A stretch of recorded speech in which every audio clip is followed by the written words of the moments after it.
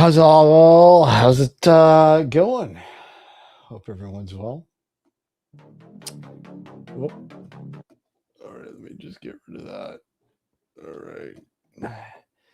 right. Hey, Bud Files, how are you? Tony, what's going on? And of course, Michael.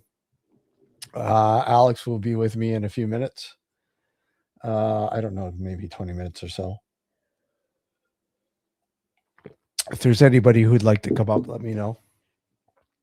I will send a link.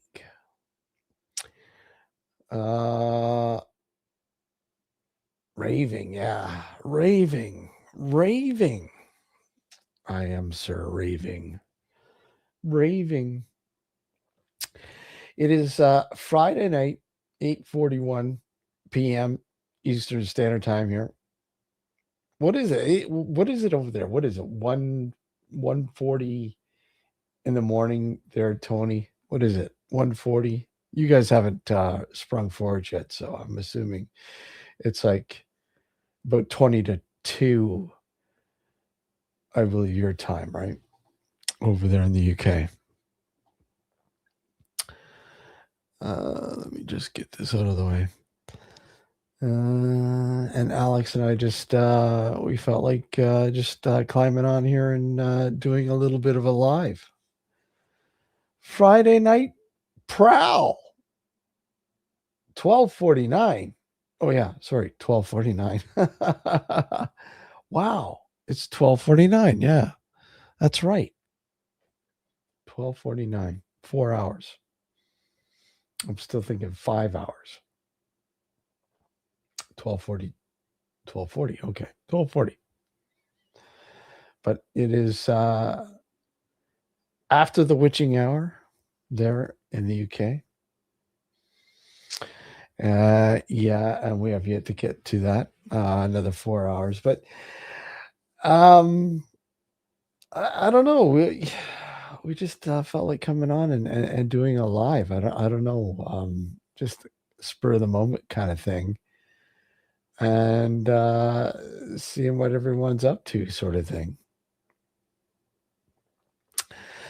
You know, I started watching. Let me see if I can pull it up here.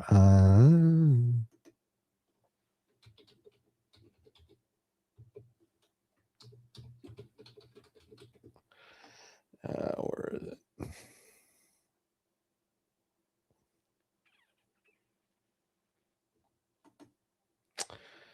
Trying to find the name of it. Of course, I can't find the name of it. Go figure. A new TV series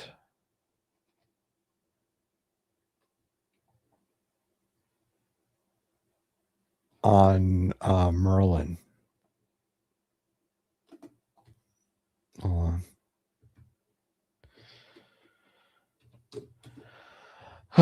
Yeah, the Pendragon Cycle, Rise of the Merlin. It's yeah,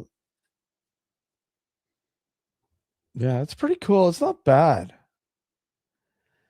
It's not the greatest series, but it's a historical sort of fantasy series on the myths of, you know, Merlin and King Arthur and all that kind of stuff. Let me just see.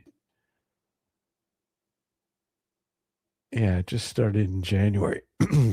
7-episode historical fantasy series premiering on Daily Wire Plus.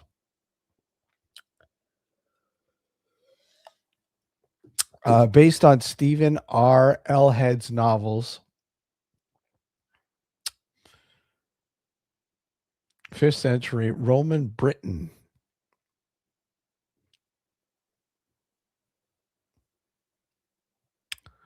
Follows the rise of the new king.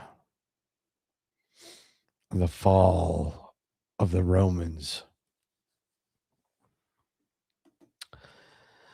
It's not a bad series. Like I said, I just started watching it. I'm kind of still trying to get used to it. It's I don't know. It's kind of sparse. I don't know, TV wise. It's really sparse. Um, there's not really a lot to watch right now. I've been waiting for so many shows to come back, especially on uh, the Silo. Silo, come on! Waiting for that to come out, and of course, Game of Thrones is June second season. What is it? Third? No, third season of the Dragon, whatever, Game of Thrones. Let's see here. Game of Thrones.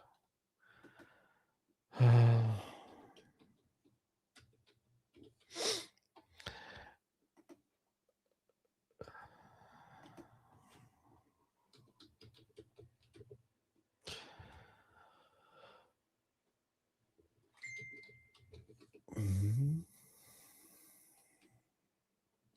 House of Dragons. That's it. House of Dragons. The third season starts. Let me see.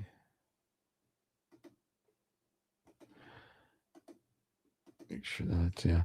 The third season starts in June. And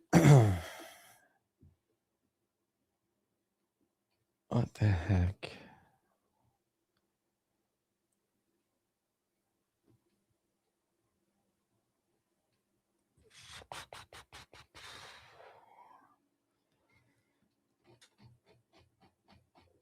Oh, hold on a sec here. Game.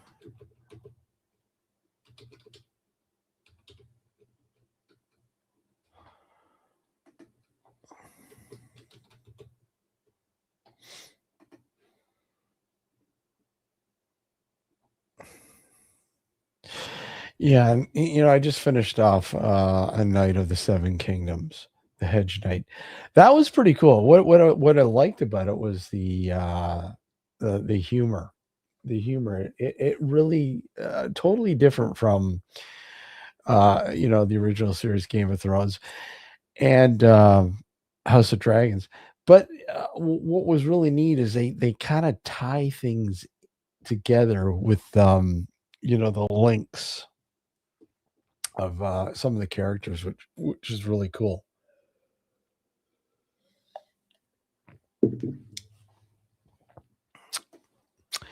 But I mean, what is it? Silo. Silo. I don't know when that's coming out. Let's see. Silo. What is it? Season 3? Yeah, release date.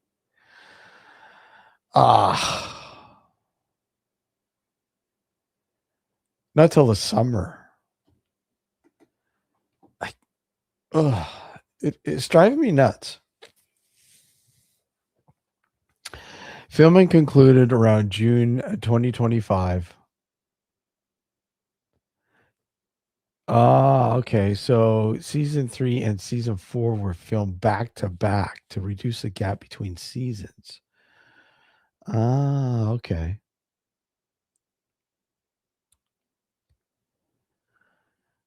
Have you guys watched Silo at all? I don't know. Silo's pretty cool.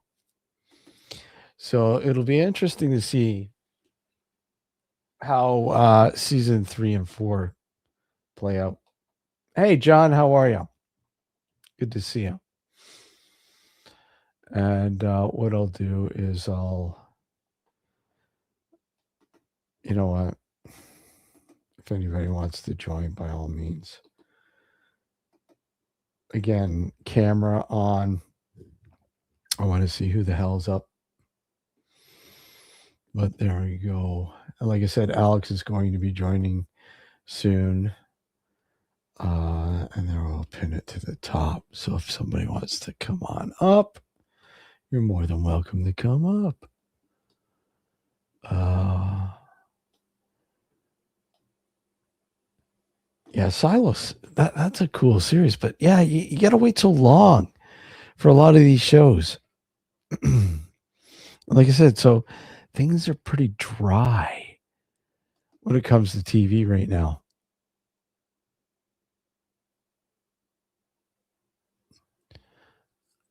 We'll get rid of that.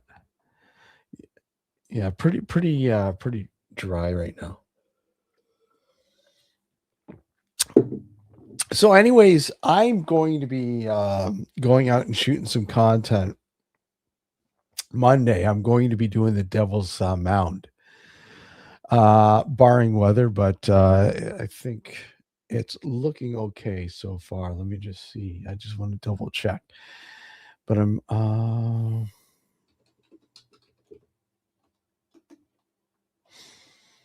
let's see. Oh, come on. Monday snow? What? Come on.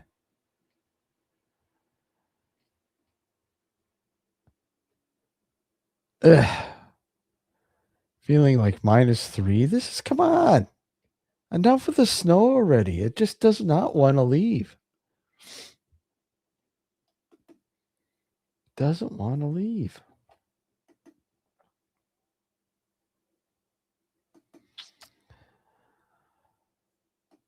Oh, so I don't know. Okay, well, like I said, we'll see. That can change.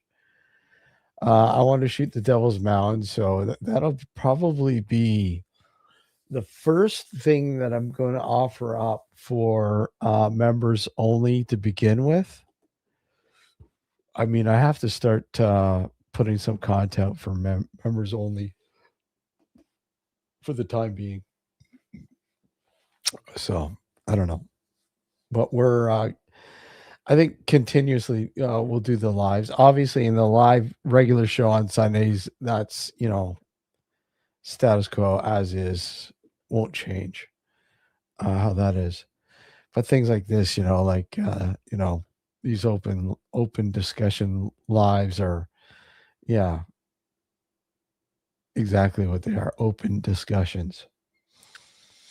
And they kind of get interesting sometimes. I mean, the last one we did was interesting. Kind of got a little Alex's birthday stream. That got a little freaky. Let's just say, even though Alex decided to take off early, but anyways, Alex is going to be in here soon. I think we'll see. Okay, get rid of that.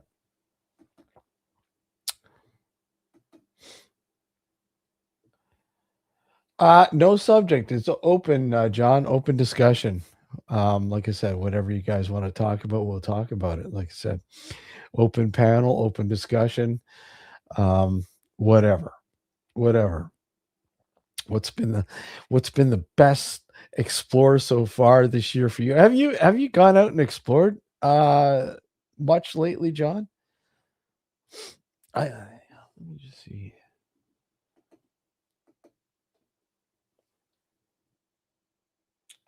Get rid of that. Get rid of that.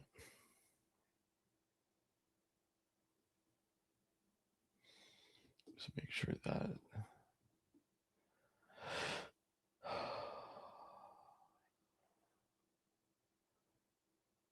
Yeah, Friday night prowl. It's like pub night. Pub night. Yeah, let's talk whatever. I mean, what do you talk about while you're in the pub? Uh yeah. A lot of people have been busy. I mean, I was hoping to get some stuff done. But like I said, being sick for almost fucking 2 months. Holy shit, off and on. It's fucking brutal. But thankfully, things seem to be okay right now. So, like I said, and I'm waiting for the weather. Like, I don't know what it's doing. Is it raining or snowing right now? I don't even know what it's doing. Looks like it's doing something. Um, I bet. I bet. I mean, like I said, I haven't been able to get out to do much because of basically being sick. But yeah, I can't wait to get back out, and hopefully, I was hoping Monday I'd finally get something done, but that's not going to happen. I don't know. Hopefully, weather permitting. It's fucking snow. Snow. It just doesn't want to leave.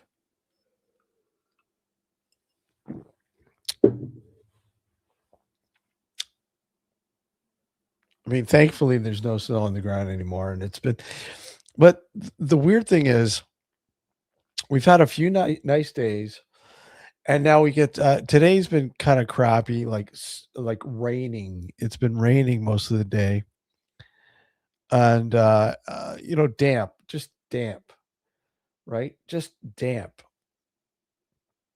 and yeah, it's just been just shitty. Uh, it's just like this winter just doesn't want to leave. It doesn't want to take off. It's just hanging around.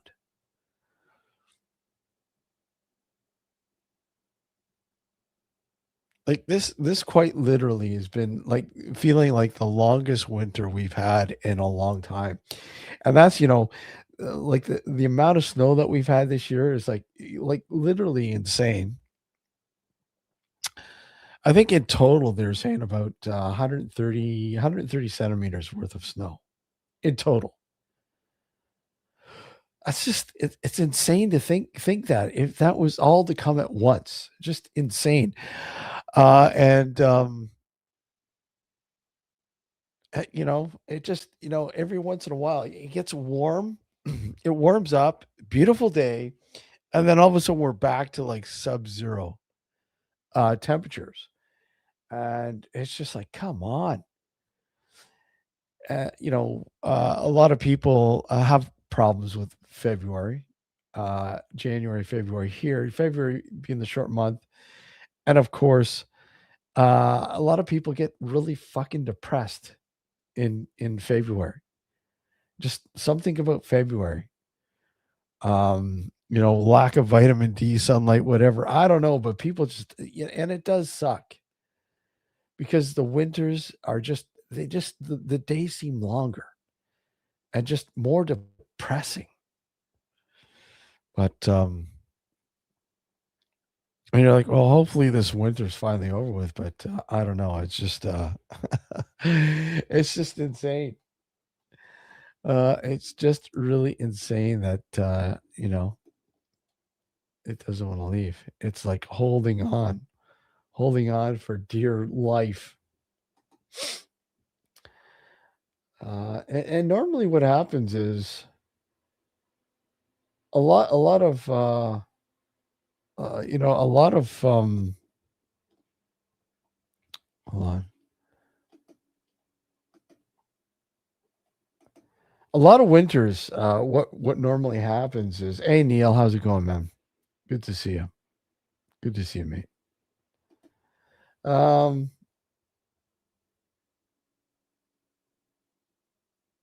yeah, sounds good, right? let's tell let's tell some ghost stories. I've got some really hey crazy Mark, how are you? I've got some pretty fucked up stories. I do. And I mean I can tell them. I mean, I've told some of them over the years on the show. Like I said, Alex is gonna be here soon. He's gonna be popping in.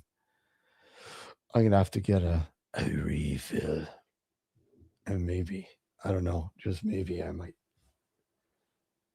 tell you one of my stories. My crazy stories. There's a lot of craziness out there. And the thing is, when you investigate the paranormal, you kind of say, yeah, look at, yeah, yeah, okay, that's, I can, sort of explain that. But there's been a lot of times where I've had experiences that I simply cannot explain. And a lot of this the studio here, man. This studio I'm in right now. Oh fuck, it's got some really insane ones. I mean, if you ever had an experience where something has happened, you just you're like, okay, what the hell just happened? I can't. I don't understand. Excuse me. I don't understand what just happened. And I'm sure a lot of you do have those kind of experiences. Um, and you kind of like just shrug your shoulders and say, it's probably nothing. But realistically, it might have been something. Exactly what it was, nobody knows. You can't figure it out. That's why you just said, brush it aside and say, hey, life goes on. Whatever the hell that was, doesn't happen all the time. But when you start to see a pattern and shit does happen all the time, you're going, maybe I need to look into this a little bit more. I mean, there are people who definitely hold on.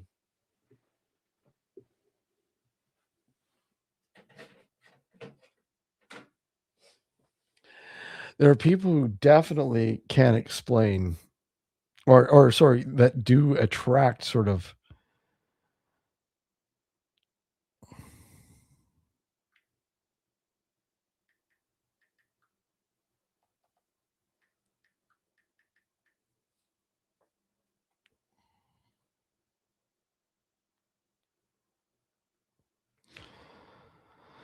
Um, hold on, sorry about that.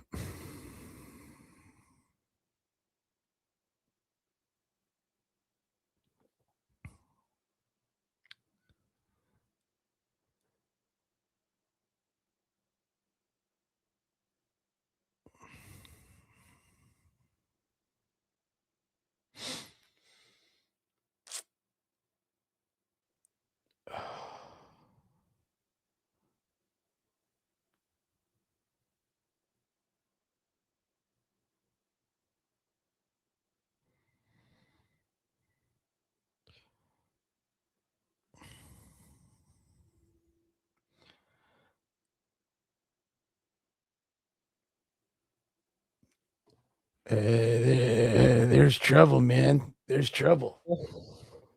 What's going on? How about you? I'm just kind of like weeding my way through this story, but it's not much of a story. A story that's not a story? It's a story that's not a story. Hold on a sec here. I was just our good friend Jeff might join us. Jeff. Yes, sir. I'm just getting him the link. Let's Evening, see. everyone. Copy Oh, link. man.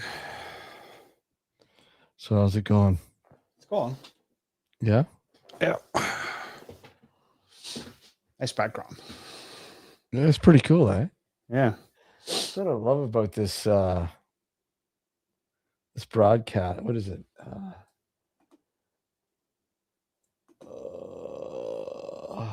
Yeah, NVIDIA broadcast. NVIDIA broadcast. What's going on, everyone? I was just going on about how people have some really weird shit that happens and they can't explain it and they sort of go, hey, look at shrug it aside, go, yeah, that was nothing. Yeah. That was nothing. You know.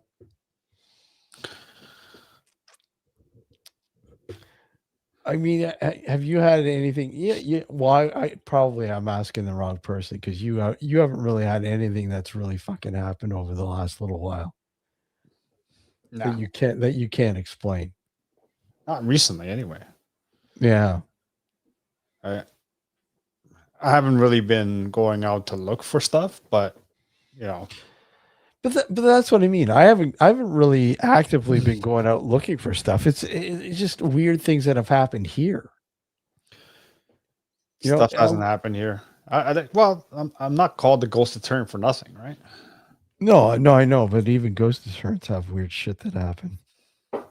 Every now and then, but Yeah. nothing here at the new house. Nothing at the old house. No, man. Ghosts don't like me, man. I'm telling you, Ghosts don't like you. they're weary. Let's call it They're that. weary. I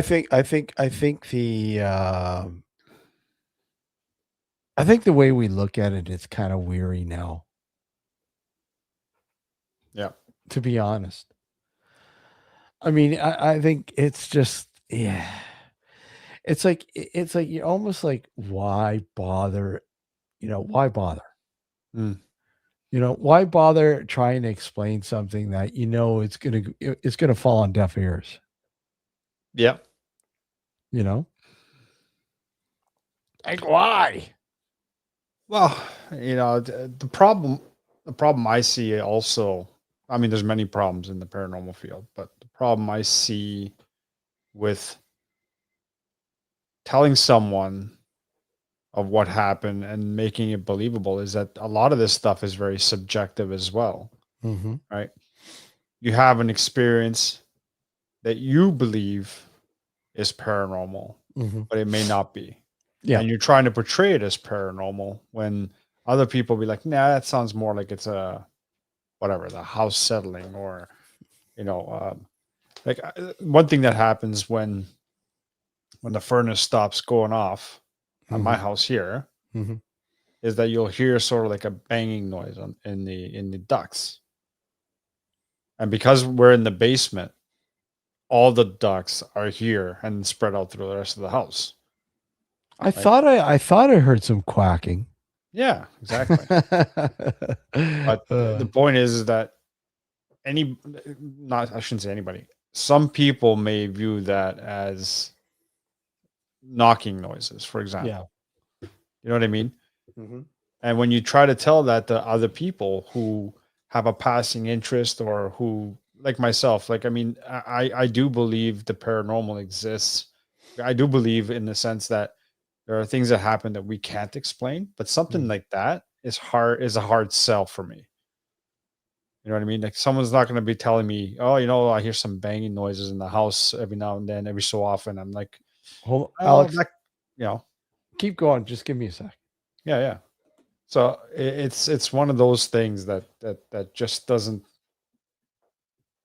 It's a hard sell for me. That's basically what it boils down to. Like an evening with a stone druid and his mad wife, literally.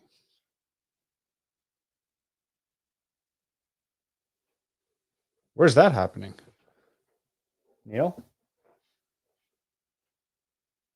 You watching debates or something?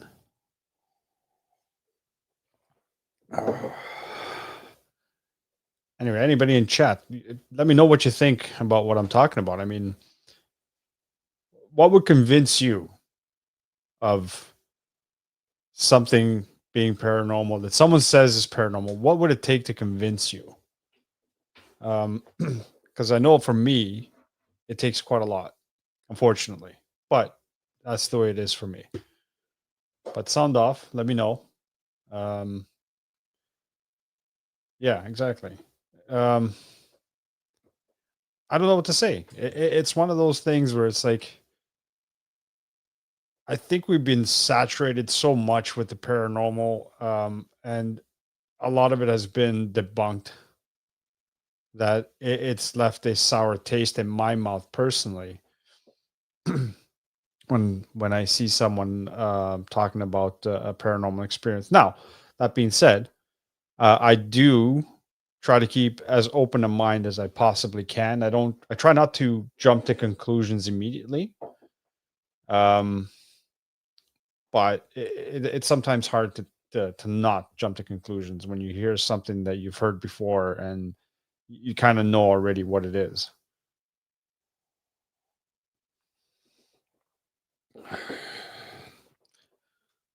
Wow. You have your drink just watching this stuff and just drinking back and watching? That's awesome.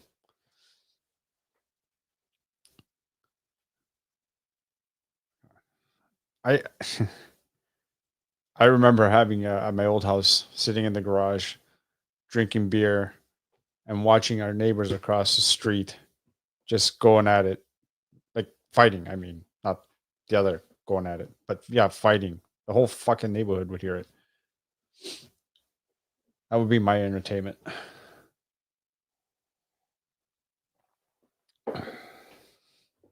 Oh, we have. Hello, good evening. Hello, Alex. How are you? Not too bad yourself. Yeah, all good, thanks, mate. Yeah, all good. I was just listening to what you're saying. I agree with what you're saying. A lot of the stuff can possibly be explained away Yeah, quite easily. yeah, But I, like yourself, I sort of tend to believe there's something going on. I've yeah. had my own experiences, as Steve knows. I've said before. Mhm. Um, but a lot of it can be explained, and yeah, I think when you're saturated with so much stuff online now, you don't know what to believe is correct or just fake. Yeah, exactly. Crazy Mark says, yes, it's easier to say that you don't believe. Eh, I'm not saying I don't believe.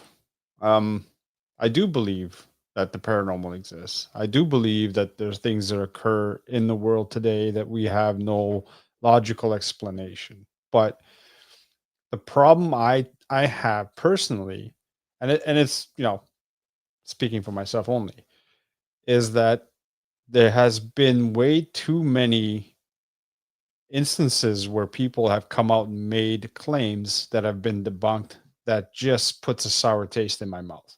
It kind of, what's the word I'm looking for? It's when I hear someone tell a story, even though I try hard not to go down that route, it happens where I automatically assume that this is yet another hoax, and it shouldn't be like that.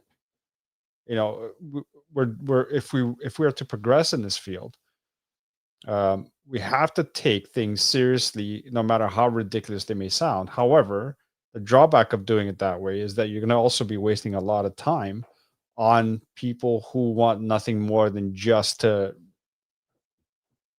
misrepresent. Let's call it that. Yeah, I'm with you. I mean, for me, it's more, you know, a logical explanation. Most things can be explained, as Yes. you would agree.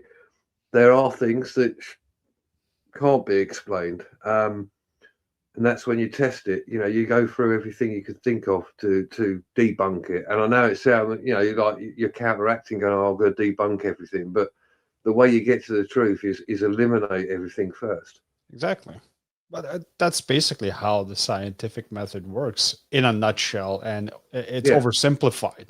But someone proposes, and it's the misconception is when you hear scientific theory actually means scientific fact. So there's a bit of confusion with that word. But let's keep it simple here. When someone proposes a theory, for lack of a better term, in mm, science, they try to debunk it first.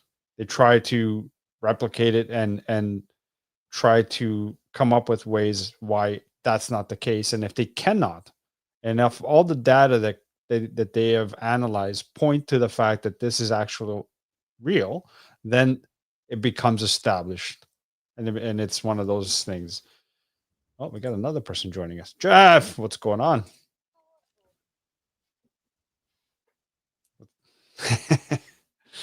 But yeah, so that's but how do we actually progress the field, I guess, is the biggest question, because we're dealing with a field that you cannot replicate, and that's um, part of the hard part of the reason why I think that the scientific community doesn't even bother with it. It's because it's non-recreatable. You can't recreate a haunting. Yeah, I mean, you say paranormal, Mm-hmm. so that covers a wide subjects, right? A wide range of Right. subjects. Yes. So you have to narrow it down, I think. So like, take ghost hunting, if you want to call it, for want of a better word.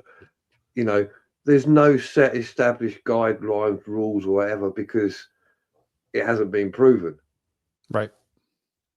So I suppose firstly, try and set some type of guidelines yourself or whatever, to see what data there is. If you get nothing, you get nothing. You try another set of stuff, or you tweak it until perhaps something does happen. But as we say again, you then have to also, whilst doing that, you also have to sort of look at the debunking side, because if you do something, if you say, it's quite hard to explain. So if you set down some ground rules and get absolutely nothing, does that say that there's no such thing? Right. No, it doesn't, because you might be doing the wrong set of rules. Mm. It's just you have to progress somehow to get to that stage. But like you say, these things are random. Yeah. A lot of this stuff is random, especially ghosts and other bits and pieces. You're not going to be like, in my experience, I mean, which is limited. I think it's not a set thing. If you go into a place where people say it's going to be haunted, you're not necessarily going to see anything or hear anything. Mm-hmm. But then it's put down to, the spirits are just quiet tonight.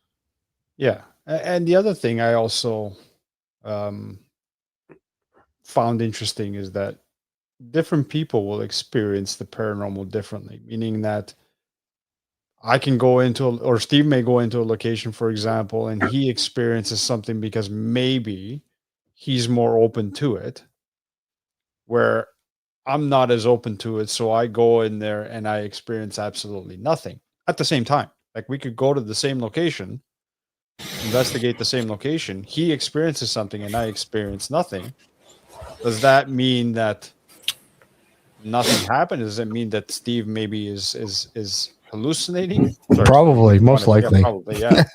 Or is it just because he's more open to it, he's more susceptible to it than I am? That's the other factor when it comes to the paranormal, because we're not dealing with the object reality, meaning it's not something physical. It's the same rules don't apply. You can't apply the same rules to the physical universe and the non-physical universe. I don't think they will mesh together well. You can tell he's a ghost deterrent. Yeah. How's it going, Adam? It's John. I don't know if I didn't recognize you with you're all clean shaven and everything. I know. It's strange, isn't it? I suppose I'm not allowed on here. I've got no beard.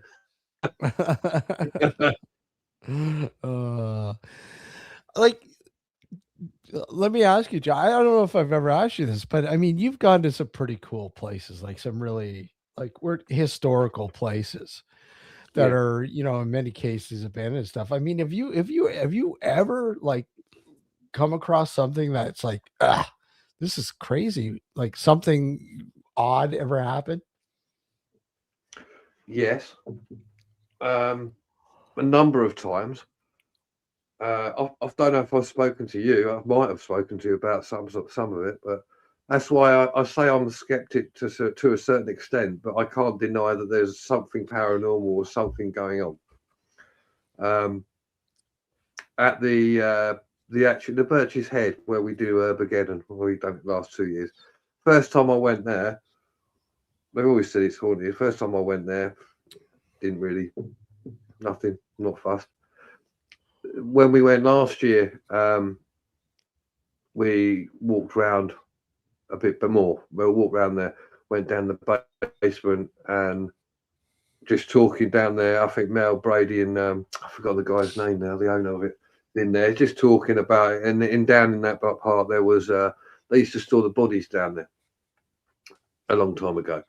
because they didn't have like morgues or anything like that. And I was just standing there. We weren't filming, weren't doing anything. We just had to stand there. And the guy was standing next to me. I think Brady and Mel were the other side. And I was just looking straight across, weren't really looking at anybody. And as I sort of, at the corner of my eye, I saw something go just behind the guy. So I think his name's Steve. Went behind, and I went, "Did you see that?" And they went, "What? Nothing." And I swear that shit me up, right? Just because I hadn't experienced anything like that before. So, and I'm like, and I was kind of, was that just me, or was it just because there's an emergency green light there as well? And Wow. you know, like the reflection with your eyes, like you can look at something very fast, and then you get like a streak of light and stuff like that, don't you? But it wasn't like that. It was more of like an arm, or it's very strange. And it generally fucking spooked me out, to be fair. And then upstairs there was, you go into like it's like I suppose you want to call it just a function room. And as you go, when you go in there, that changes, the atmosphere changes. And it still bugs me, because I walked in and I was feeling a bit tingly when I walked into a certain part of it, walked back out, and I did it 3 times to try and just to see whether it was me, whether it wasn't, you know. But I'm still not sure on it, you know. One reason, well, I knew it's meant to be a haunted place. So is that just me being paranoid? Is it me just hallucinating? Like you said, Alex, is it just because I hallucinated in the, you know, because your mind plays some weird tricks, especially in low light. But and you know, that's just one. I mean, I've had a few other instances as well, and yeah, I can't explain them. And I'm like, yeah, all right, then crack on. And I would do a ghost hunt with people if you want. I don't like that word, ghost hunt. Why are you hunting them? They're already there. Yeah, I'd do it. I'd go to the, but I'd try and set some ground rules on it. You know what I mean? So if I went with somebody we know, you know, who does it all the time and don't fake things, you know, I would just basically say I would record it, but I'd do it uncut. I would even probably film the instruments, sorting them out, making sure they're good, and then setting them out, if you get what I mean. You know, so you can't really sort of be seen to, oh, we'll just put that there, but it's not being programmed, if you get what I mean. You know what I mean? You just put it down. Because I think a lot of the time, but you know, like especially with some of the tools and stuff, you know, people try to debunk it and go, oh, well, they could have easily set that up or made that do that noise or something. You know what I mean? But I think if you were to record it and put it up, John, I think people will go, well, that's pretty cool, because they know the content you pretty much put up is you know, urban explorer kind of stuff and historical. And you know, they'd be like, well, John doesn't normally do that, and that's pretty neat that he, you know, captured that or experienced that or whatever. It's not And like I'll make a point that I'd put it up whether if there was nothing, if I didn't hear nothing or didn't see it, I'd still put it up. Yeah. Because it's not disproving anything. It's actually saying, no, I went there, didn't have anything. The others might have. Fair enough. I don't know, you know.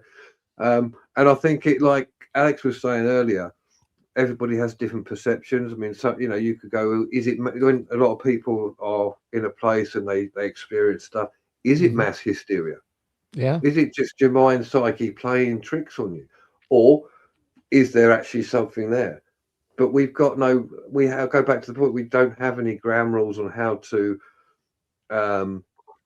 start investigations other than when we go in there, we know it's haunted and we'll put some tools down or we call out. You know, have you done that much though? I mean, have you actually gone into a place and say, hey, I want to try to capture something? No, not really. No, I Mhm. mean, I did go to one place, and we had the what's it called, the meter thing. I can't remember what it's called. We put it down. The EMF meter. Not much really happened, but what I did, it's on my channel. I can't remember where it was. It was with Mel and Brady, but it was very short. It was like, because we were mainly exploring. But what I did do, and Brady did. I showed because I put my phone. I think I even turned my other than one I was using, which obviously I'm recording with. I turned the other one I have. I turned it but onto airplane mode. I think it was. I think I even turned it off. So there's no interference, and obviously I think we all did that because a lot of the time people will go, well, it could be interference from radio waves, whatever, from your phone or anything like that. Well, let's get that out of the way. You know what I mean? Just take that out of the equation and then see what happens. Yeah, exactly. And then there's that guy below me, Jeff, who's in very historical Nova Scotia now. How's life in Nova Scotia? Pretty good. The snow is melting, and we're supposed to have 30 centimeters tomorrow, but what? not really. yeah, I know. But yes, Nova Scotia is, and the part where I live in is really one of the most historical part of Nova Scotia. I live on the South Shore. I am one stone's throw from Oak Island. Oak Island, yeah. I drive by Oak Island every time I go a little bit further down to Mahones Bay or to my new job. I'm working at a boat and ATV and motocross dealership now. Well, that's cool. Yeah, That's a little cool. part-time job to get myself a little on board. Well, it's cool because I mean, I was lucky enough to visit there last summer in July, and nice little place, quaint little place, Mahomes Bay, and the the little town there and everything else. I just wish I was able to get onto Oak Island, but they're filming, so yeah, but that's the sad part of it. But around this time of year, you can go on the island, and there's a guard, but you're limited to certain places, but they'll let you go on the island and kind of like walk around, but they'll forbid you like to go to the money pit or the swamp or further down the island. But when they're not filming, they're a little bit more loose on letting people on the island. So well, we're planning. I'm thinking most likely we might go back in October. I'm actually going out there in May. Oh, you're going in May? I'm going to Halifax and Moncton. I don't know if I'll get the chance to go to Nova Scotia, but if you come to Halifax, you'll be in Nova Scotia. Yeah, no, but I mean like the round where you are. Yeah, I'm a little bit further past Halifax. I'm on the South Shore. Yeah, so I don't know how much, because we're only going to be there for 5 days. Okay, and we have my wife has a friend that lives just outside of Moncton, so we're going to stay in Halifax the first night and then make our way down to Moncton for a couple of nights just to see her friend, and then make our way back. So I should get your details, Jeff, so that if I ever do get the chance, maybe we can swing by and check it out. And over here, Hubbard's, Chester, East Chester, West Chester, they're all little coastal town, and most of them were founded by loyalists that fled the United States during the American Revolution. Because when you see the dates that the towns were founded, it's like 1776, 1781, 1760 something. It's always around the period of the American Revolution when the loyalists decided to come up, some part in Ontario and some part here in Nova Scotia and New Brunswick. And I'm assuming you absolutely love it because it's so soaked in history there. It is incredible, and where I live, right behind my house, I have an old train track that passed by. It's called the Aspotogan Trail, and it's the whole train track that used to run from Halifax to Yarmouth. So, and now it's an ATV trail. So I traded my Harley for a side by side. So I'll be Nice. exploring with a side by side. And you should see the trail system here in Nova Scotia. It's insane. I bet. You can go everywhere on the island with the trail system. Wow. It is incredible. It's insane. From my house, if I want, I can go by the trail system all the way up to Cape Breton. Wow. Well, it's gonna take me a couple of days though, but I'll have to camp along the way. Yeah. But the other day I was just like riding for fun, and I ended up on the old stagecoach road. It's abandoned, so now it's an ATV road. And Wow. when you go on that trail, you end up finding old abandoned graveyards. Oh, that's cool. They're in the middle of the woods. You just like driving your ATV, and once in a while you see fucking a gravestone. It's like, oh, okay.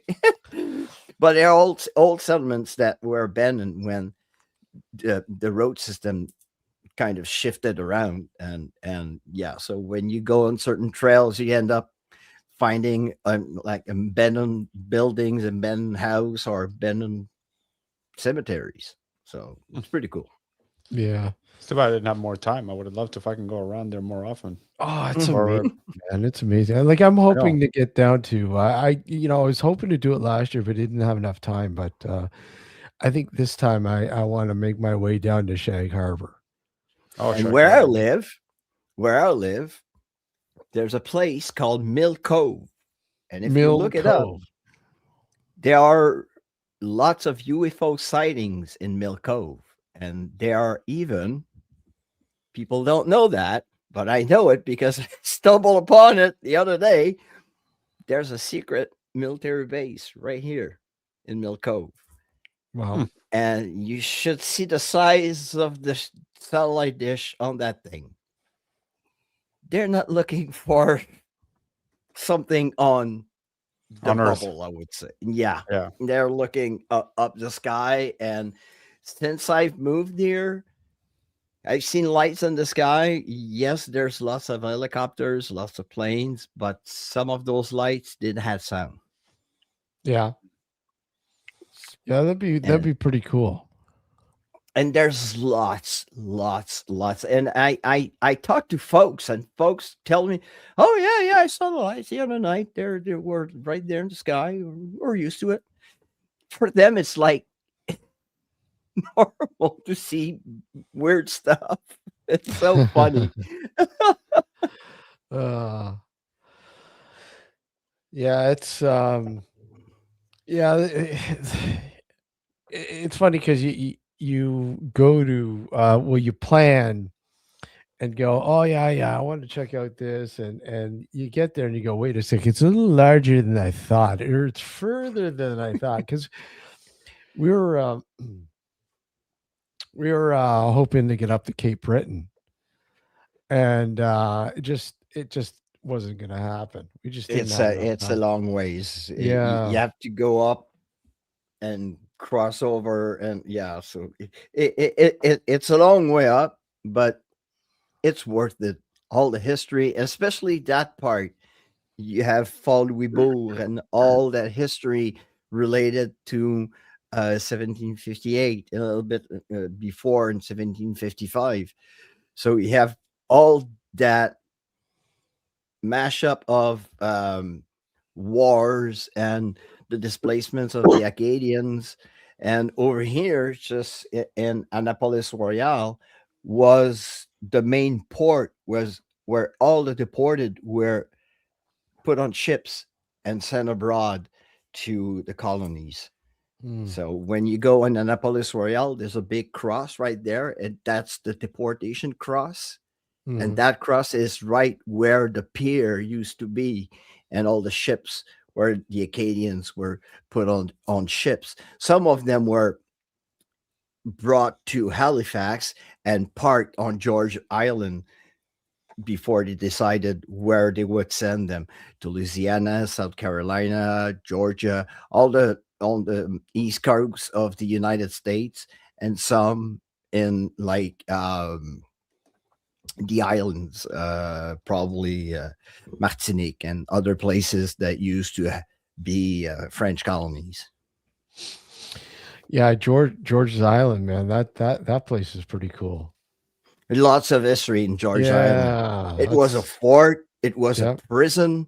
They hanged pirates on that island, and there are still people buried on the island. When they deported the Acadians, some of them died of disease, so they had to bury them on the island.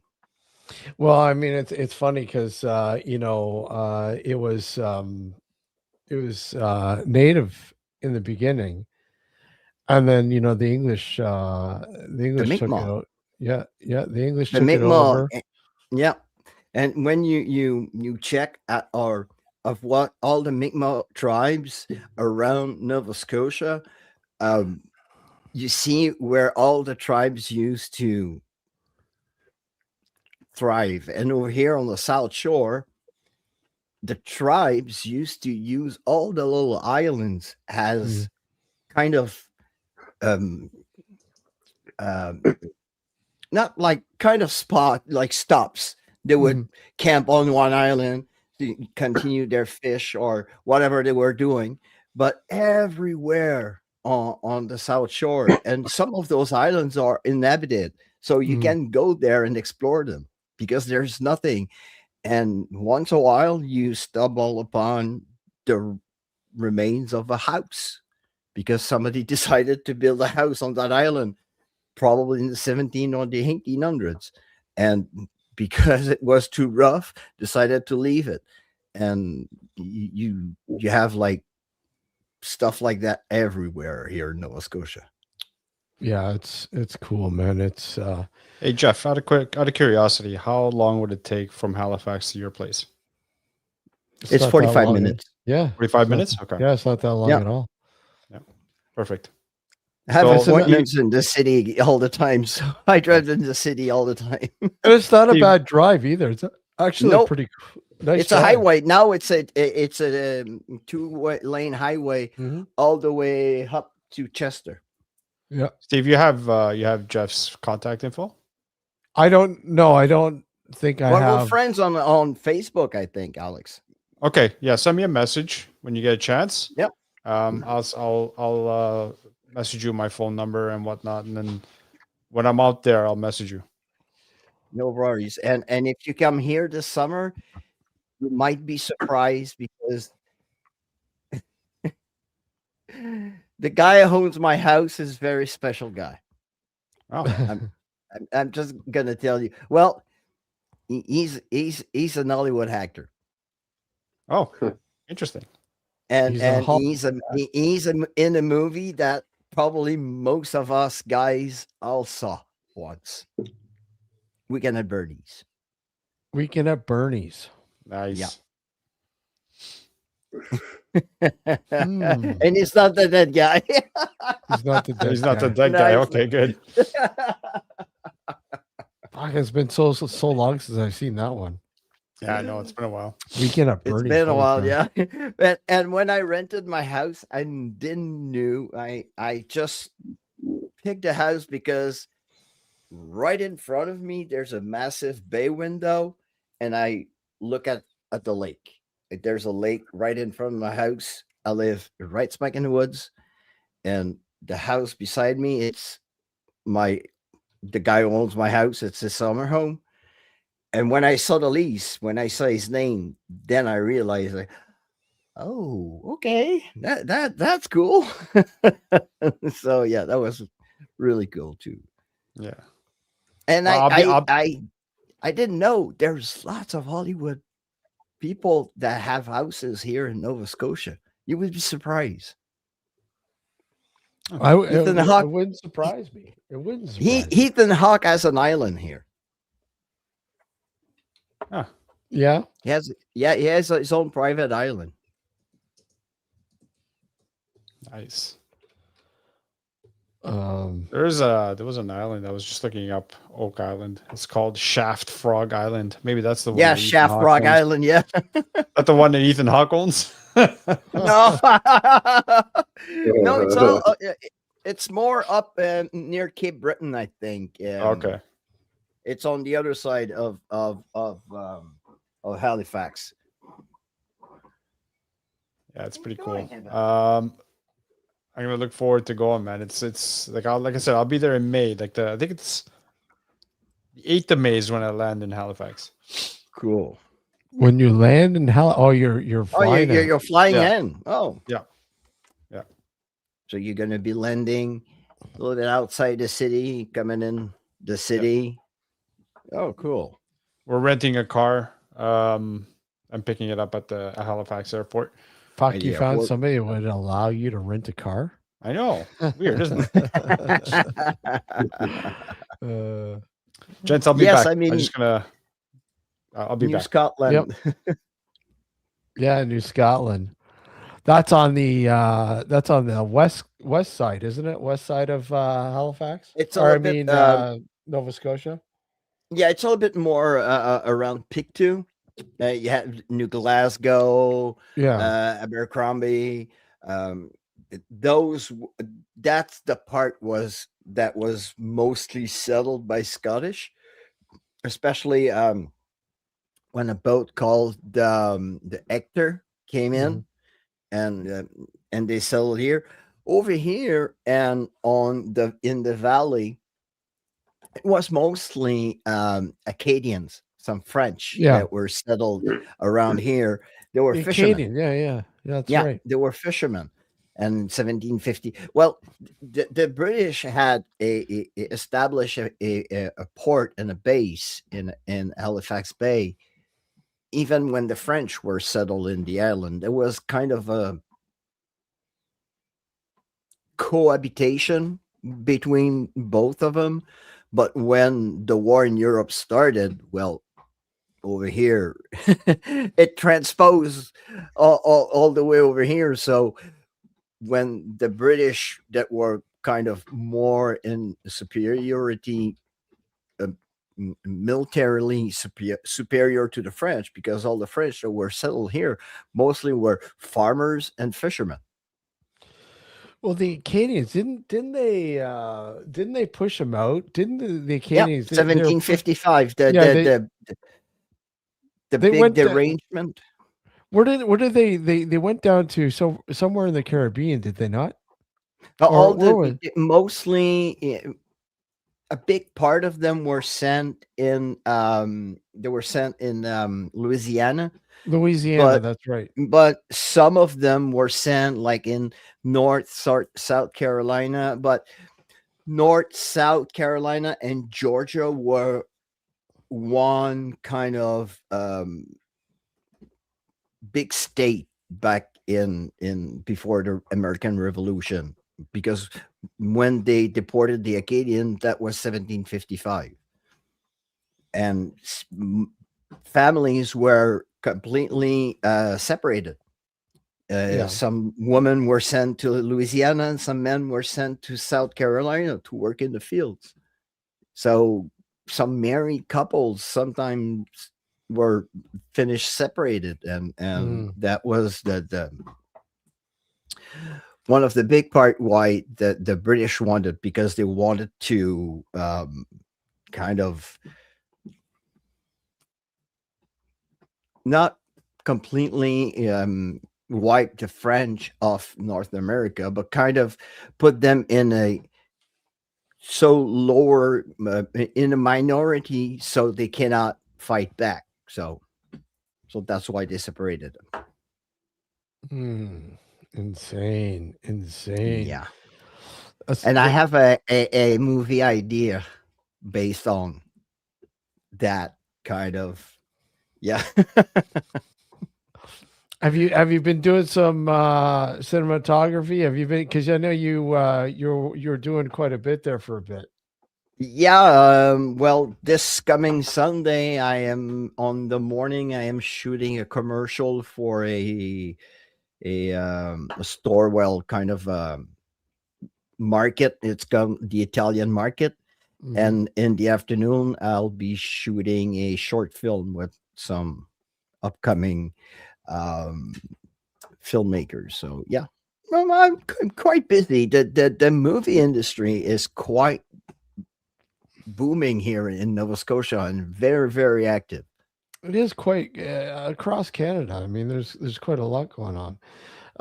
What's the most freeing experience you've had? I don't know, man.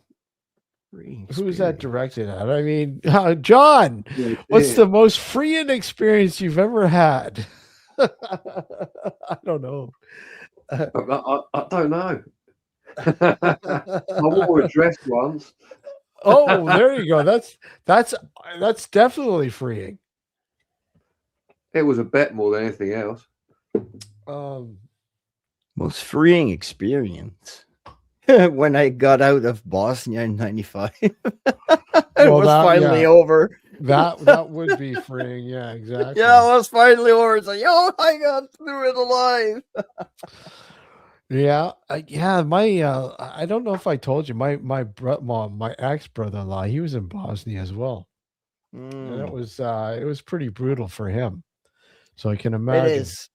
It was for everyone. It was such a shit show that it was so hard. Any person with a decent mind would be affected by anything that was going on over there, because just seeing people suffer and people not having food and proper kind of utilities that you usually have, like electricity, clean water and everything. Yeah. It was, especially for a young kid when I went, kind of a wake-up call, because you're so used to have everything, and now you end up in a conflict where you used to have everything like you, but now they are limited to certain things and stuff. So it's been taken away from I've them. got to drop down, guys, but thanks for having me up, Steve. I'll come on again another time. John, you take care of my mate. Take care, man. Good seeing you.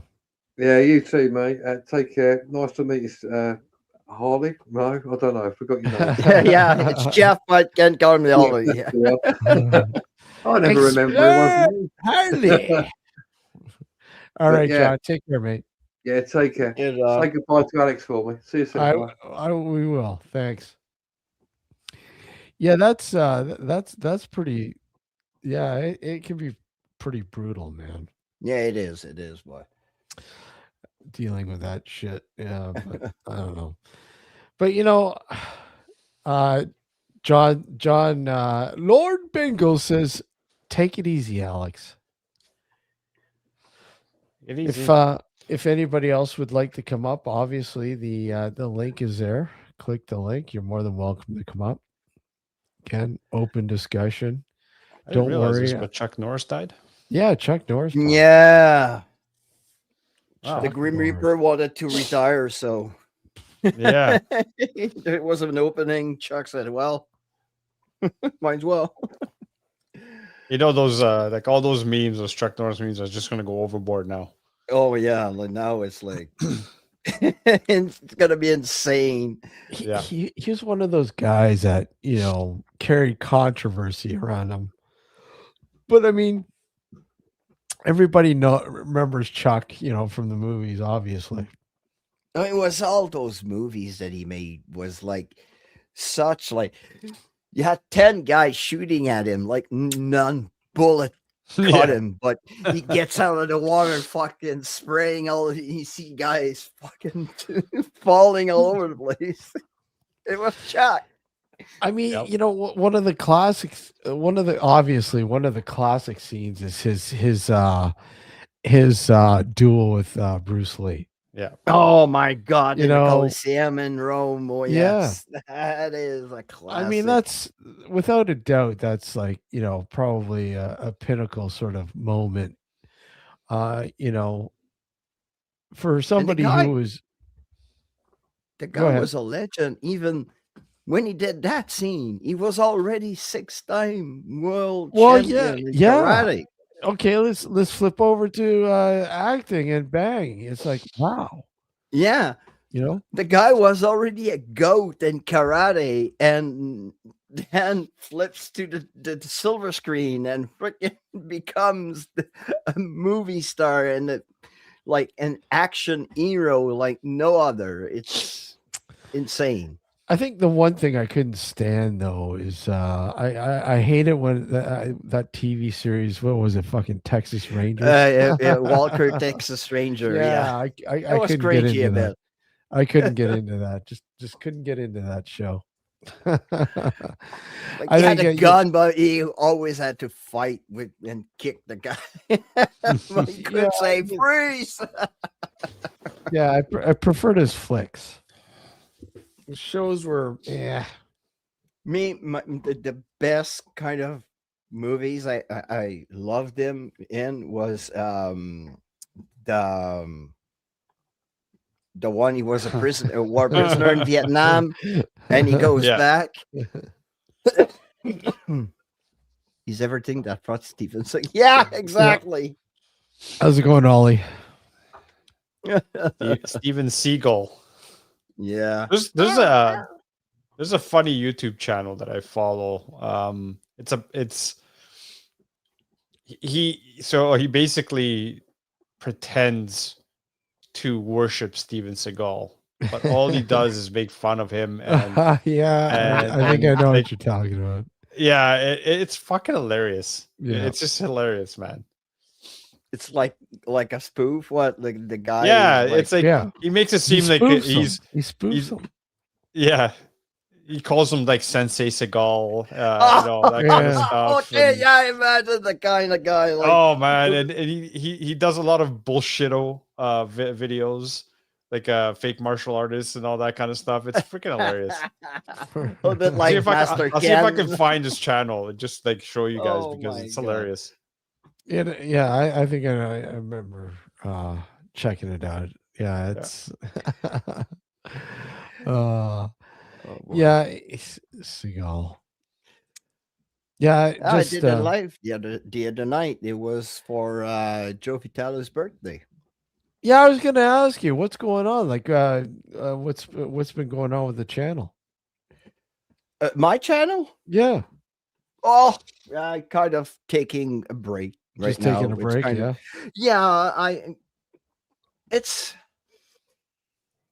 I've been watching paranormal stuff in the bleachers recently, and it's just too insane that it doesn't even give you the will to at least edit a video and put it out there without one idiot somewhere will try to make you pass for somebody that but kind of like most of my videos were in a time when I didn't know shit, basically. Yes, I was using apps. Yes, I was using but I was experimenting. Mm-hmm. But people will try to take that experimenting and make you pass for someone that you are not. Mm. And I've seen so much fake shit nowadays. Oh yeah.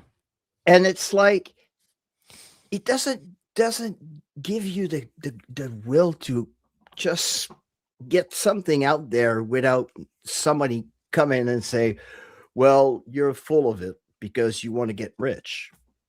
Nah.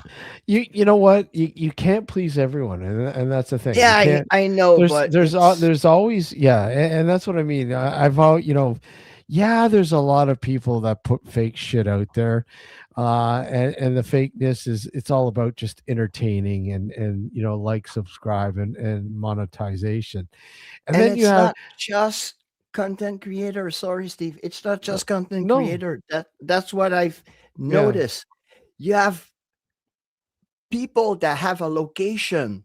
They will try to help you. They'll tell you a story. Yeah. Mm-hmm. You make your research and you find out that everything they told you was bullshit.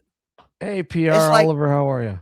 You're basing your hunting on something that doesn't really exist. Yeah. So you make me pay for something that it's not really. So does it give you the like the will to, I don't know, go to the Hansdale house or go to some other place and have another bullshit story being told to you, and to go and do your research because you do your research and to find out that everything you were told wasn't true.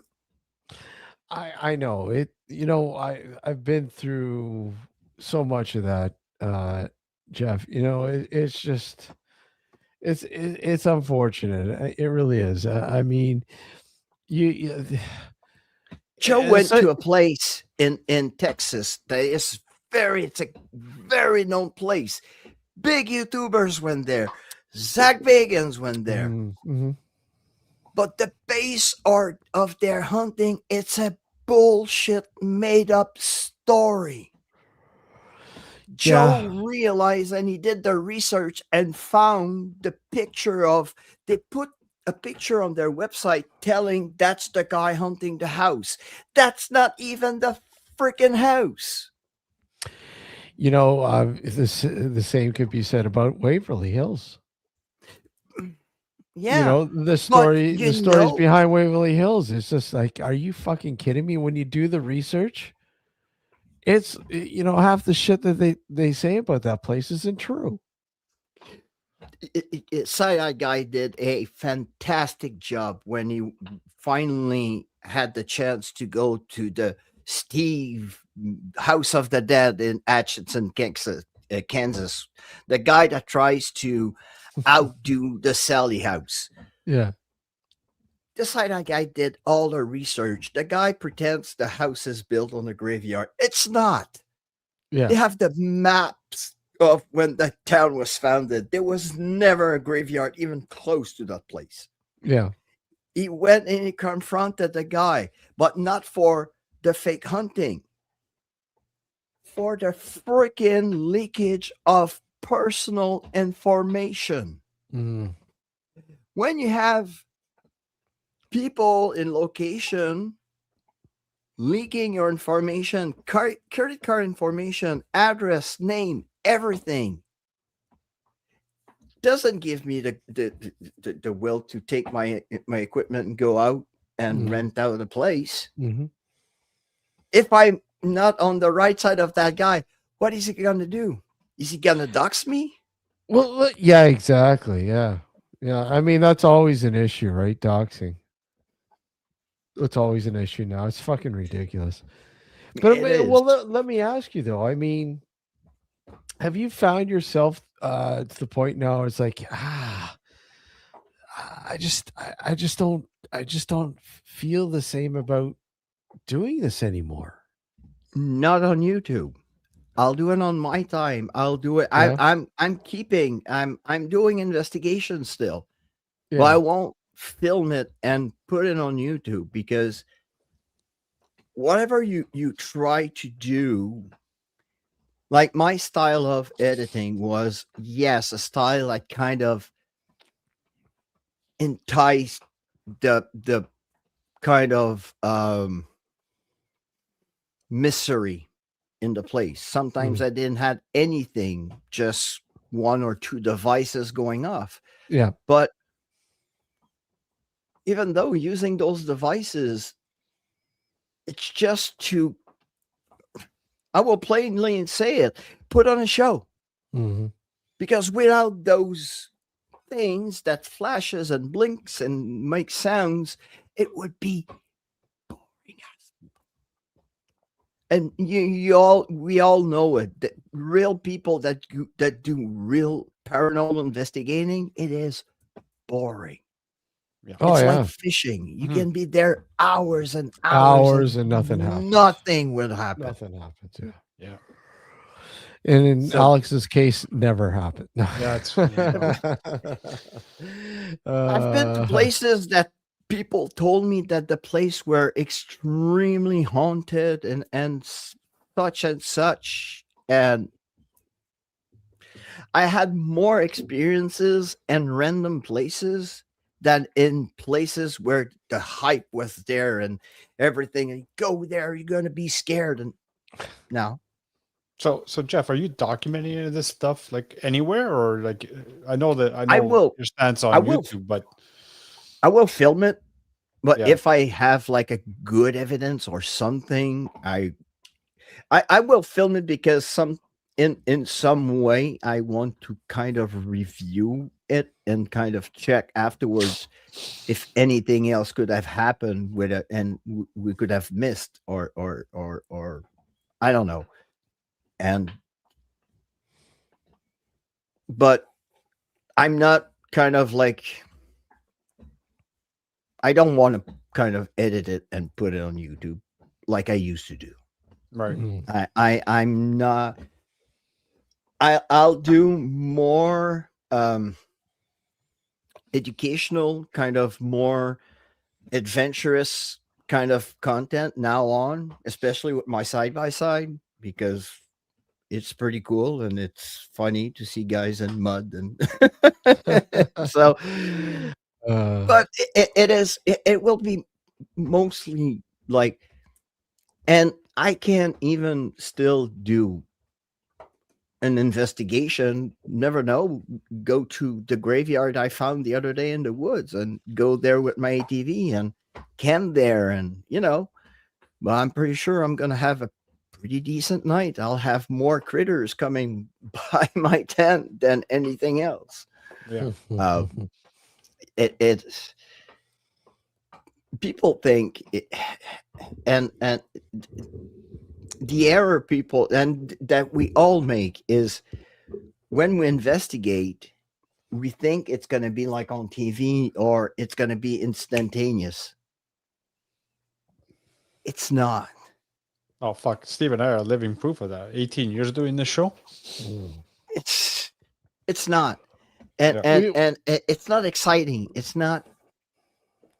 We've outed it for years, Jeff. We have, and it's not because we want to do it. It's like, look at I myself personally want to know what's really going on. And me too.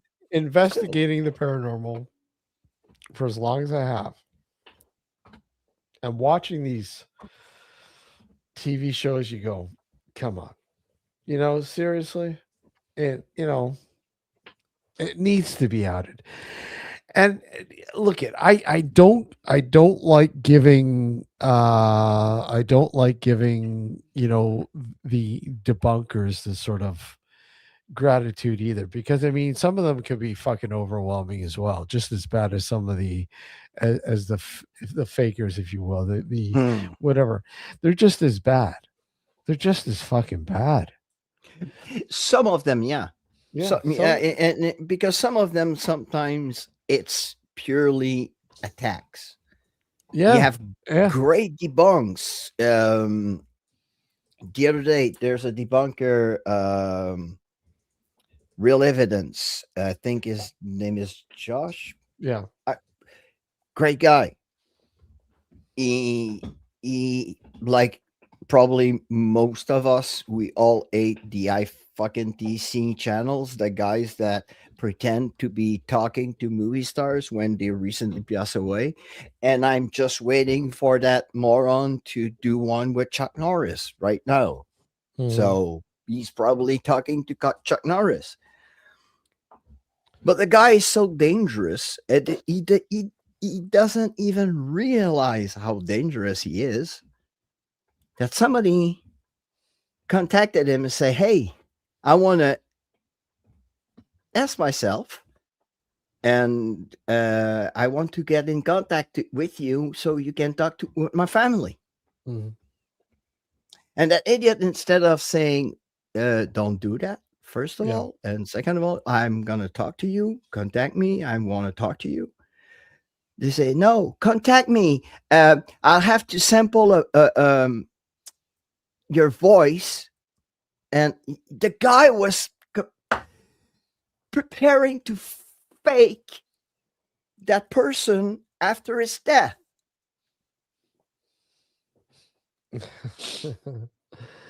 It's insane. It's like, go kill yourself. And afterwards, I'm going to go see your family and pretend that I'm talking to you. That is dangerous. That's a good question. On a quantum level, so the equipment needs to be capable of this. Absolutely. Exactly.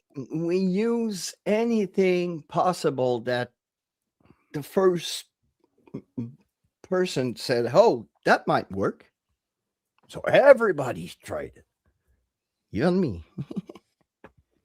Well, I mean, when you look at a lot of the tools that people employ, technically not even made for, looking into the paranormal. It's there to sort of explain, environmental situations, Yeah. right? So I don't The know. things we Hey, can't Diesel, see. what's up, buddy? How's it going? It's mostly things that we can't see that we want to try to I'll be right back, guys. Sorry. at least um, find a way to communicate. So at least it is kind of like tangible. It's not like somebody that's going to talk in the air. If it doesn't have a reply, that's kind of like talking to yourself. Yeah.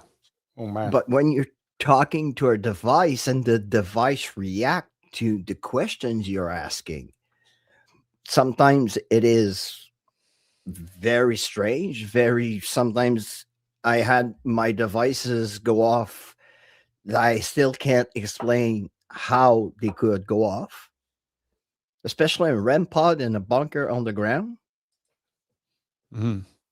when there's no radio signals. Yes, I was using wireless microphones, but I was using those DJI microphones around REM pods all the time I was filming and never interfered. So why a REM pod in the far end of that bunker will react when I'm in a different room and we're separated by concrete? Yeah. So some situation that I can't still explain. This I'm is trying. this is part of the I guess the issue, for lack of a better term, because you have equipment technically that wasn't originally created for this purpose. Mm-hmm.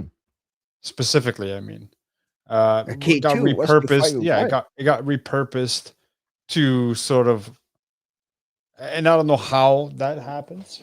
Maybe someone had a bright idea or whatever the case may be. But the point is, it wasn't originally created for this purpose. When they We don't first have, started, yeah. go ahead. No. I was just gonna say we don't have the financing available. Steve will Oh be no. back. Steve, sorry, James. He just had to. I think he went to get another drink. But anyway, we don't have the financing and the structure to be able to finance equipment. Like back to the comment earlier about quantum equipment that can detect things at the quantum level. That's going to be bloody expensive to do.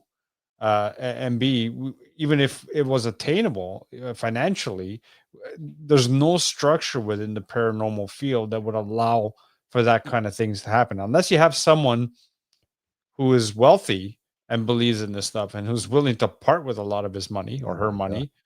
It's just not going to happen. Just imagine Yeah, the size of the machine yeah, just to represent the quantum or just another dimension. The machine they built to recreate the Big Bang when the Earth was created at CERN in Switzerland. yeah. That machine is humongous. Well, yeah, It is. yeah. It's in the ground. It's in a mountain. It is But it's not immense. just in Switzerland. I mean, it originated in Switzerland, but correct me if I'm wrong. Does the CERN not also cross borders to other Yeah, I countries? think so. Yes. Right. That's what I thought. I didn't think it was strictly within Switzerland, but Mm. you're right. Something of that magnitude, we don't have a comprehensive understanding of the quantum level or Yeah.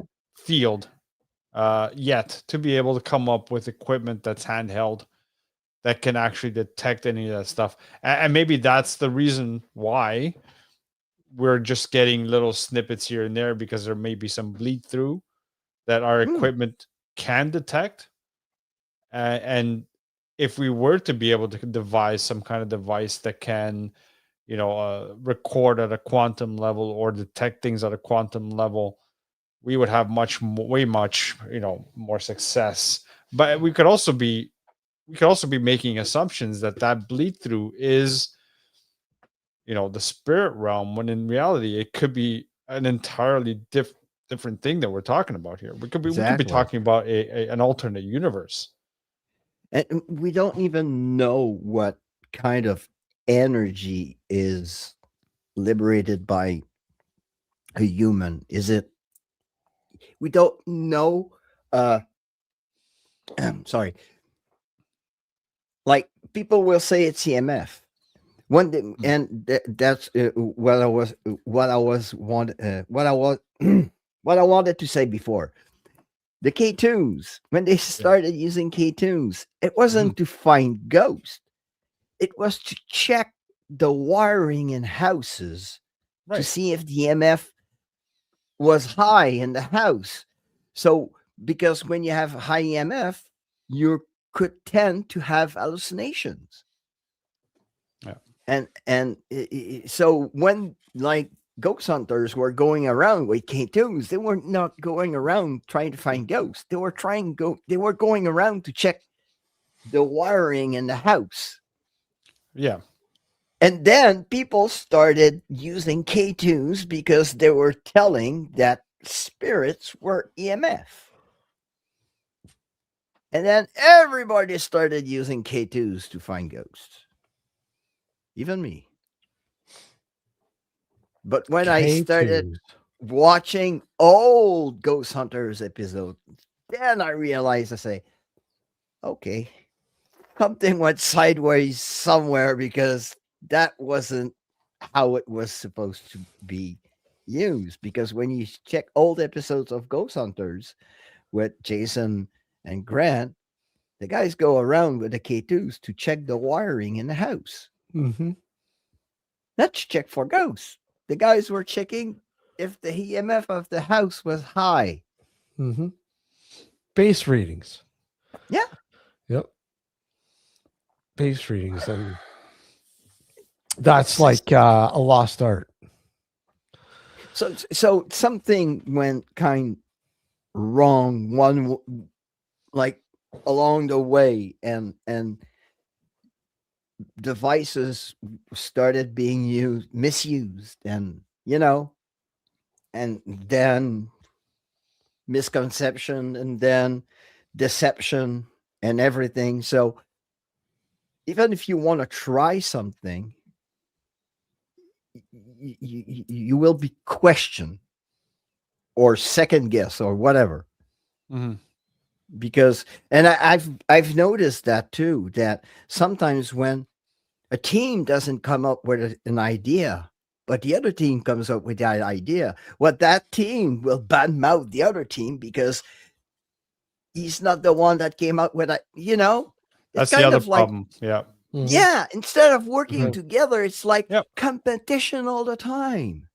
Right. Because hearkening back to a lot of arguments that Steve and I have had in the past about this, I've always been on the mindset that the only way you're going to progress a field of this nature, or any field for that matter, is if you have some sort of structure that people adhere to. Right. And the only way you're going to have structure, whether people like to admit it or not, is to have a sort of standardized organization that sort of sets the rules.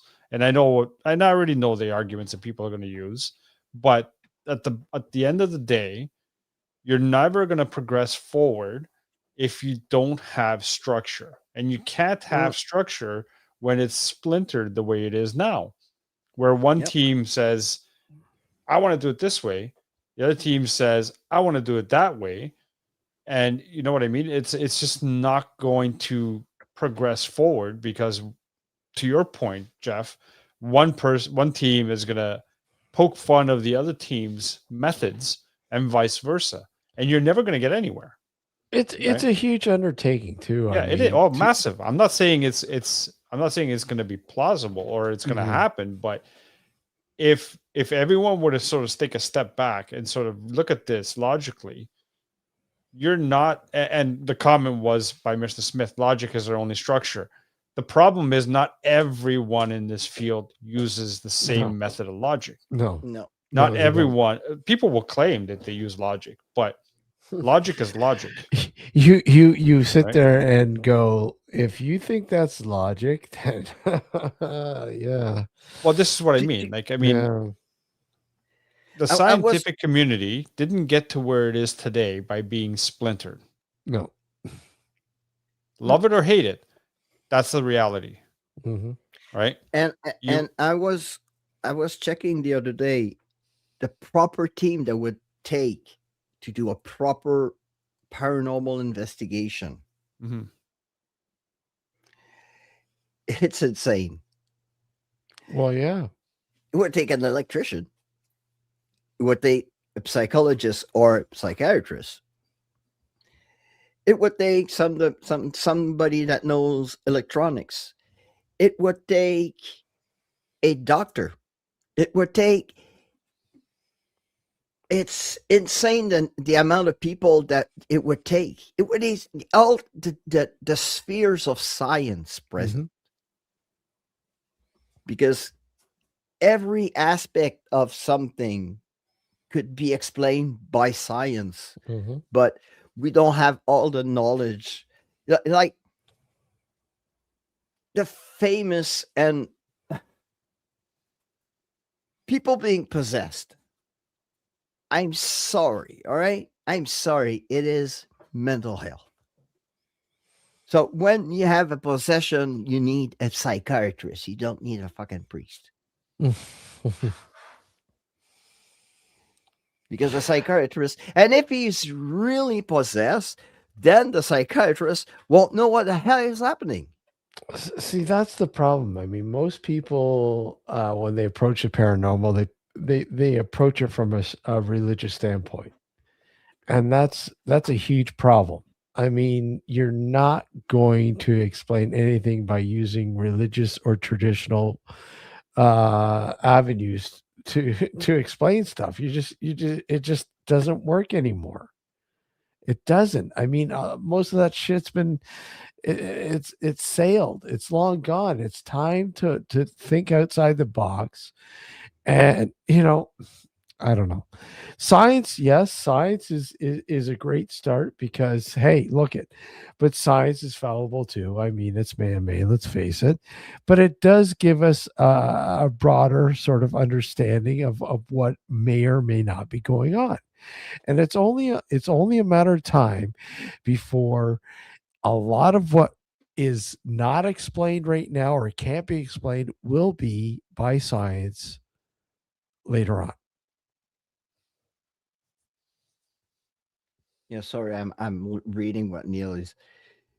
And yes, Neil, you need people thinking outside the box, but you have to always narrow your because people will jump on conclusions very fast.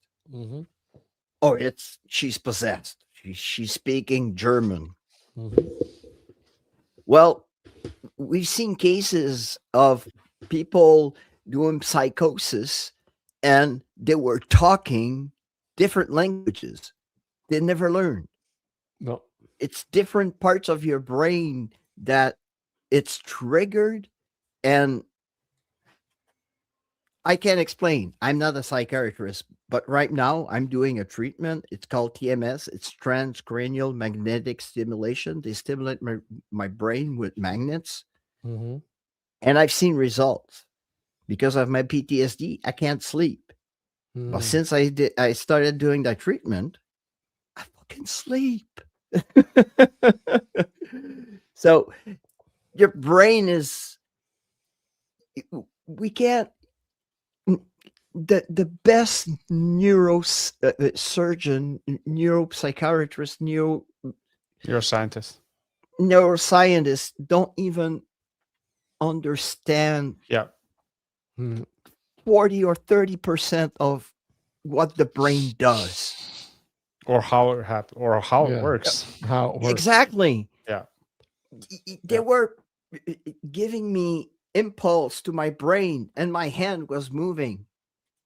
I always understood that when the right side of your brain controls the left side of your body and vice versa. But to have it done right there on the spot, that was insane. I was more curious than the ladies that were there doing the thing. I was like, wow. Yeah. I have a direct proof that certain spots on your brain can be triggered, and when they're triggered, we don't understand what's happening. So when people are possessed, there are things that happens in their brain that makes them like that. So it doesn't take a freaking priest; it takes a doctor to understand what's happening with their brain. But going further on that, Jeff, I mean, this also applies to your general paranormal experiencer, right? Yeah. This is what I was alluding to a little bit earlier when some people are more open to paranormal events than others. There may be some people whose brain is wired maybe slightly different, very Yep. minuscule different, but it's enough for them to be able to experience something that, generally speaking, most people don't. Mhm. You know, and because we don't have a full grasp of how the brain works, why it works the way it works, we just cannot assume that everything that's been claimed as paranormal is actually, in what we view the term paranormal to be, actual paranormal. It could, it's not, what I'm saying is it may not be external. And to your point with the possession, it may very well be internal. It could be, yeah. It could be, And because yeah, sometimes when you investigate, you always have that person that sees everything, you know? Or you have one or two people in the group that will always have experiences. People, probably those people, their brain are hooked or are wired differently than the others. So they probably have experiences. And the brain is really strong. I will tell you a story and tell you that the house and everything, you will go in that house. Your brain will freaking process all that information. And the first thing you know, you have an experience. Why? Because your brain is telling you you will have one. Me, when I was usually a couple of investigations, especially when I went on the Queen Mary, I didn't want to know anything about where I was, even the room I was. I wanted to know after having an experience. Why? Because I didn't want my brain to be polluted by anything else than what would be happening. If I tell you that the I don't know, Queen Elizabeth slept in the famous hotel in Montreal, where John Lennon and Yoko Ono did their famous bed in, the Queen Elizabeth in Montreal. It's renowned to be a really haunted hotel.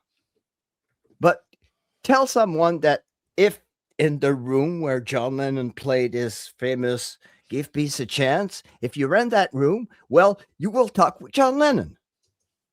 Well, I will tell you, the guy next morning will wake up and, hey, I saw John Lennon in my dreams. Why? Because you told him that. Yeah. Alex, I think we got Jeff all revved up here, I man. think I we love do. it. Yeah. I love it. It's Well, hold on, passionate. hold on. Passionate. I got love it. more. I got more to get him more revved up. Okay.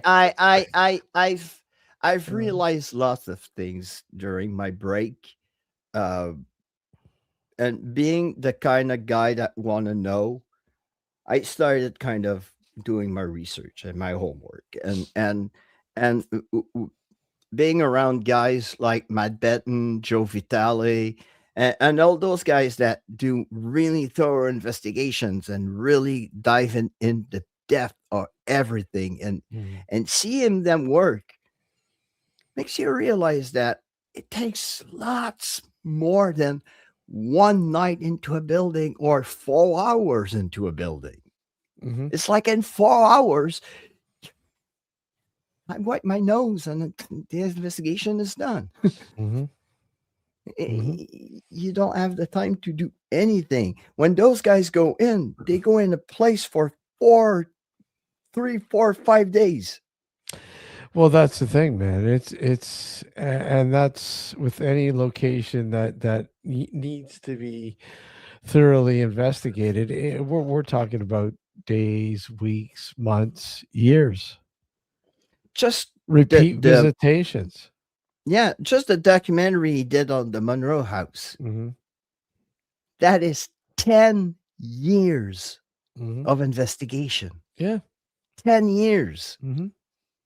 It's not one night. It's 10 years. Hmm. So we took everything that he had on that house.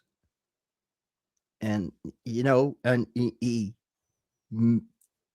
kind of, yes, it's haunted, but Mhm. it's not haunted by what the stories were. It's someone that brought something in. The guy, and they finally revealed everything, that no, the house wasn't used before the jail was built to house prisoner in the basements. Mhm. That was made up. But yes, there was a guy that stayed in that house, or did that house when there were apartments, that did rituals in that place. Yep. And Matt found him and interviewed him. Um, So Jeff, that's investigating. what are you doing Sunday night? This Sunday night? Are you busy this This Sunday night? Sunday night, yes. Unfortunately, I'll be filming a short movie. It's from 7 to 11. So, yeah, I'll be in the city filming. Okay, that's good.